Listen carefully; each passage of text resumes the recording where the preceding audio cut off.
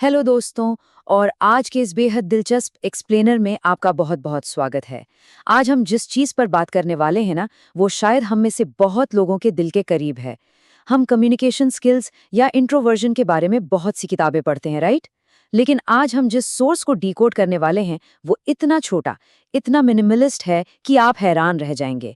तो चलिए बिना किसी देरी के सीधे इस हिचकिचाहट के पूरे विज्ञान को समझते हैं और देखते हैं कि कैसे एक इंसान के अंदर चल रहा संघर्ष लिटरली उसकी भाषा में झलकता है। आप जरा सोचिए, जब हमें बोलने से डर लगता है, जो वो सोशल एंजाइटी होती है ना, अगर हम उस डर को बिल्कुल कच्चे अनएडिटेड रूप में कागज पर उतार दें तो वो कैसा दिखेगा? क्या वो कोई बहुत लंबा पैराग्राफ होगा या फिर बस कुछ टूटे फूटे शब्द? आज का हमारा ये सोर्स डेटा हमें ठीक यही दिखाने वाला है कि एक इंट्रोवर्ट के लिए अपनी बात की शुरुआत करना भी कितना लिटरली कितना बड़ा पहाड़ चढ़ने जैसा हो सकता है। तो सबसे पहले बात करते हैं संचार के उस सबसे बड़े वादे की। देखिए, यहाँ एक बहुत ही जबरदस्त कॉन्ट्रास्ट है, एक विरोधाभास है। हमारे इस सोर्स का टाइटल देखिए, बिना डरे बात करना सीखो, कम्युनिकेशन स्किल्स फॉर इंट्रोवर्ट्स इन हिंदी। कितना पावरफुल है ना, एकदम आत्मविश्वास से भरा हुआ। लेकिन, और यहीं पर सबसे बड़ी कैच है, इसका जो असली ट्रांसक्रिप्ट है वो सिर्फ और सिर्फ 4 शब्दों का है। लेकिन, उम। यानी लेकिन, मतलब एक तरफ बिना डरे बोलने का इतना भारी भरकम वादा और दूसरी तरफ असलियत में सिर्फ सन्नाटा और हिचकिचाहट। है ना कमाल की बात? अब आते हैं हिचकिचाहट की इस असलियत पर। सिर्फ 4 शब्द हैं, लेकिन इन्हें समझना बहुत जरूरी है। आइए इसे एक टाइमलाइन की तरह देखते हैं। ये कोई नॉर्मल ट्रांसक्रिप्ट नहीं है दोस्तों, ये एक इंट्रोवर्ट के दिमाग में चल रही जंग का लाइव ब्रॉडकास्ट है। यहाँ हर एक माइक्रोसेकंड बहुत इंपॉर्टेंट है। पहली धड़कन होती है एक हिचकिचाहट, फिर आती है दूसरी धड़कन, जो कहानी में एक बदलाव का प्रयास है, लेकिन। पर तीसरी धड़कन में हम देखते हैं कि वो कोशिश फेल हो जाती है और घबराहट वापस लौट आती है। दोबारा और फाइनली चौथी धड़कन में कम्युनिकेशन पूरी तरह से दम तोड़ देता है और आखिरी के साथ सन्नाटा छा जाता है। अब इस पहले शब्द को जरा ध्यान से समझिए। ये सिर्फ कोई रैंडम फिलर वर्ड नहीं है, ये एक तरह का लकवा मार जाने वाला बैरियर है। पता है, ये वो आवाज है जब आपका दिमाग तो बुलेट ट्रेन की तरह भाग रहा होता है, हजारों थॉट्स होते हैं, लेकिन घबराहट की वजह से आपकी होंठ उन्हें बाहर नहीं आने देते। ये वो सबसे पहली और सबसे बड़ी दीवार है जिसे पार किए बिना आप कोई भी बातचीत शुरू ही नहीं कर सकते। इसके बाद आता है हमारा अगला पड़ाव, बदलाव का प्रयास। पर कहानी सिर्फ हिचकिचाहट पर खत्म नहीं होती। इस पूरे स्ट्रगल में एक बहुत ही ड्रामेटिक मोमेंट आता है, एक ऐसा पल जब डर को पीछे धकेलने की पूरी कोशिश की जाती है, और वो शब्द है लेकिन, यानी लेकिन। सच बताऊं तो ये सिर्फ एक शब्द नहीं है, ये एक बगावत है।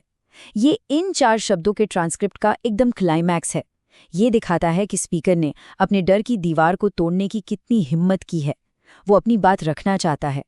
ये वो मोमेंट है जहां कॉन्फिडेंस ने एंग्जाइटी को हराने की पूरी कोशिश की, लेकिन फिर सन्नाटे में वापसी। वो हिम्मत का पल दुर्भाग्य से बहुत ही छोटा था।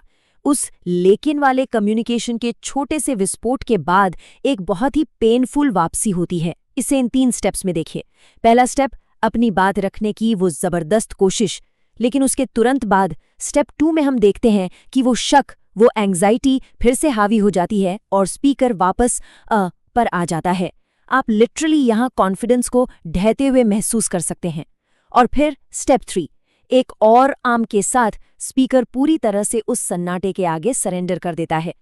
चलिए अब इस इंट्रोवर्ट के भाषाई संघर्ष को थोड़े अलग नजरिए से देखते हैं।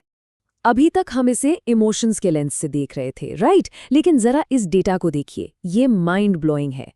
इस पूरे इंटरैक्शन का 75%, जी हाँ 3/4 हिस्सा पूरी तरह से सिर्फ हिचकिचाहट और फिलर शब्दों से भरा हुआ है। मतलब स्पीकर की 75% एनर्जी तो सिर्फ उस बैरियर से लड़ने में ही खत्म हो गई, और अपनी बात कहने का जो असली प्रयास था वो सिर्फ 25% था। ये डेटा अपने आप में ये साबित करता है कि कुछ भी बोलने से पहले इंसान के अंदर कितनी भयंकर लड़ाई चल रही होती है। इसको थोड़ा और ब्रेक डाउन करते हैं। अगर आप फ्रीक्वेंसी देखें तो शब्द 3 बार आया है, जो सीधे तौर पर उस डाउट और डर का वजन दिखाता है। और लेकिन कितनी बार आया? सिर्फ 1 बार। तो गणित के हिसाब से भी जब एक एंग्शियस इंसान कुछ बोलने की या बीच में टोकने की कोशिश करता है तो उससे हिचकिचाहट के 3 गुना ज्यादा प्रेशर का सामना करना पड़ता है। 3:1 का रेशो ये कोई मामूली बात नहीं है, ये उस मानसिक बाधा का एकदम सटीक नक्शा है। तो अगर हम इसे समराइज करें, ये पूरा सोर्स हमें क्या बताता है? ये दिखाता है कि कैसे बिना डरे बोलने के बड़े बड़े दावों का सामना एक बहुत ही कठोर, हिचकिचाती हुई असलियत से होता है। हमने देखा कि एक छोटे से ओम का मैथमेटिकल वजन कितना भारी हो सकता है, जो पूरी बातचीत पर हावी हो जाता है। और वो जो लेकिन था, जो कुछ बदलना चाहता था, वो कितना अकेला और कितना कमजोर पड़ गया। भले ही अंदर बात करने की कितनी भी गहरी इच्छा हो, ये 4 शब्द सोशल एंग्जाइटी की उस पैरालाइज कर देने वाली फीलिंग को परफेक्टली कैप्चर करते हैं। और अब इस पूरे एनालिसिस के बाद ये सवाल हम सबको सोचने पर मजबूर कर देता है।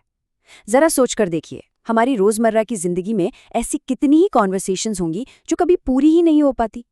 ऐसे कितने ही शानदार आइडियाज होंगे जो उस एक लेकिन तक पहुंचने से पहले ही बस एक के जाल में फंसकर दम तोड़ देते हैं। अगली बार जब आप किसी को बोलते हुए हिचकिचाते हुए देखें ना, तो याद रखिएगा, उस एक छोटे से पॉज के पीछे एक बहुत बड़ी भाषाई जंग लड़ी जा रही है। आज के इस एक्सप्लेनर में हमारे साथ जुड़ने के लिए आपका बहुत बहुत शुक्रिया।